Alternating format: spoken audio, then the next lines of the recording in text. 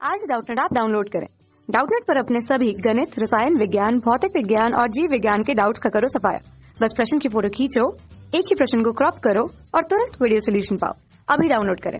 Hello दोस्तों, आपका प्रश्न है यहाँ पे दे रखा है हमें 1.57 मोल N2, 1.92 मोल H2 तथा 8.13 मोल NH3 को 20 लीटर के पात्र में 500 केल्विन पर रखा है।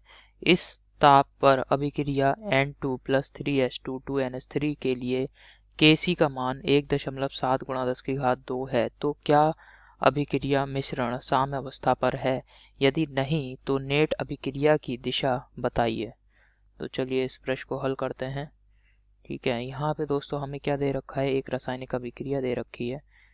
इसमें अभिकारक है N2 और ये क्रिया कर रहा है हाइड्रोजन H2 से और क्रिया करके क्या बना रहा है यहाँ पे 2NH3 अर्थात अमोनिया गैस यहाँ पे बना रहा है। ठीक है, अब प्रारंभ में दोस्तों जो नाइट्रोजन है N2, इसके मोलों की संख्या हमें दे रखी है। कितने मोल है नाइट्रोजन के? 1.57 मोल। इसके बाद दोस्तों यहाँ पे दे रखा है हाइड्रोजन गैस के मोलों की संख्या कितनी है? 1.92 मोल। और हाइड्रोजन के मोलों की संख्या दे रखी है और अमोनिया के मोलों की संख्या दे रखी है। NH3 के कितने मोल हैं? NH3 के हैं दोस्तों 8.13 मोल। साथ ही साथ यहाँ पे जो पात्र है इसका आयतन दे रखा है हमें, कितना है? 20 लीटर पात्र का आयतन है। ठीक है, तो यहाँ पे इस समय दोस्तों ये जो सांद्रताएं दे रखी हैं, तो यहाँ से हम अभिक्रिया का भागफल ज्ञात कर सकते हैं। इस अभिक्रिया का भागफल कैसे ज्ञात करेंगे? अभिक्रिया भागफल Q बराबर, अभिक्रिया भागफल को हम Q से व्यक्त करते हैं और ये हो जाएगा दोस्तों Q बराबर NH3 की सांद्रता का वर्ग बटे हाइड्रोजन की सांद्रता की घात 3 गुणा नाइट्रोजन की सांद्रता।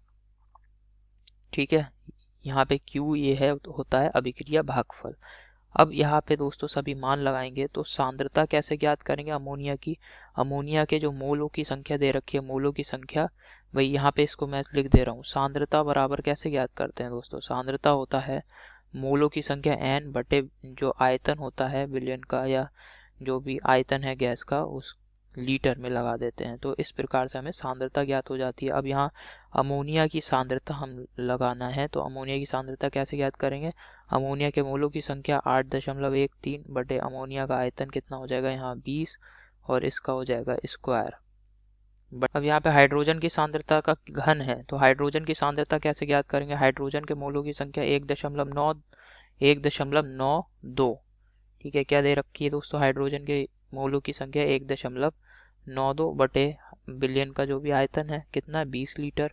अब इसका क्या हो जाएगा? क्यूब हो जाएगा गुणा नाइट्रोजन की सांद्रता, तो नाइट्रोजन के मोलों की संख्या 1.57 बटे नाइट्रोजन का यहाँ पे जो भी आयतन दे रखा है, आयतन क्या है दोस्तों बिलियन का? 20 लीटर है, तो ये 20।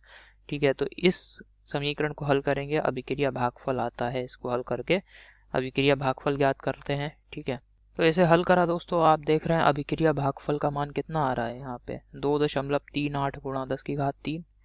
ठीक है, ये आ रहा है अभिक्रिया भागफल का मान। अब यहाँ पे जो हमें Kc का मान दे रखा है 500 केल्विन ताप के लिए कितना है? 1.7 गुणा 10⁻2। Kc बराबर क्या दे रखा है दोस्तों? Kc बराबर 1.7 गुणा 10⁻2 गुणा 10⁻2। तो आप यहाँ पे क्या देख रहे हैं? यहाँ पे आप देख रहे हैं कि जो Q है, अभिक्रिया भागफल Q है, इसका मान अधिक है किससे? Kc से।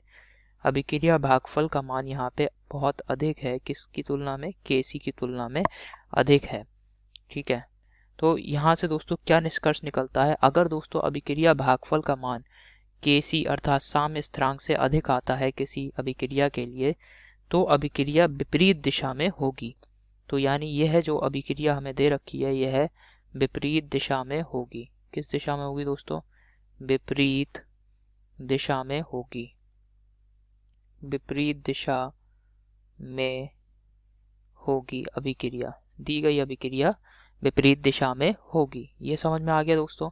जब भी ऐसी इस तरीके से अगर अभिक्रिया भागफल Q का मान Kc से अधिक आ जाता है तो अभिक्रिया विपरीत दिशा में होगी। विपरीत दिशा का मतलब है कि अब क्या होगा दोस्तों, अभिक्रिया किस प्रकार होगी दोस्तों।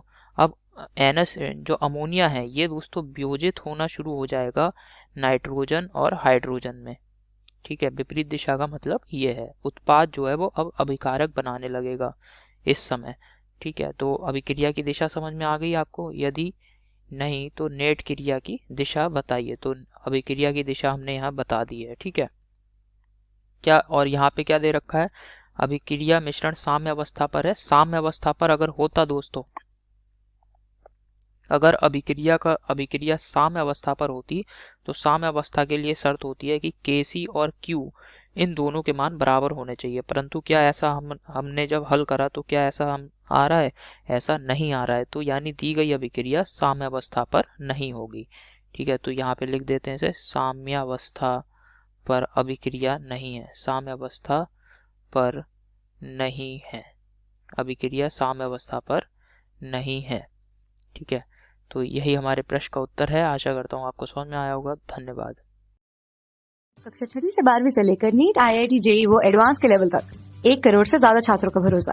आज ही डाउनलोड करें डाउटनेट ऐप या व्हाट्सएप करें अपने सारे डाउट्स 8400 400 400 पर।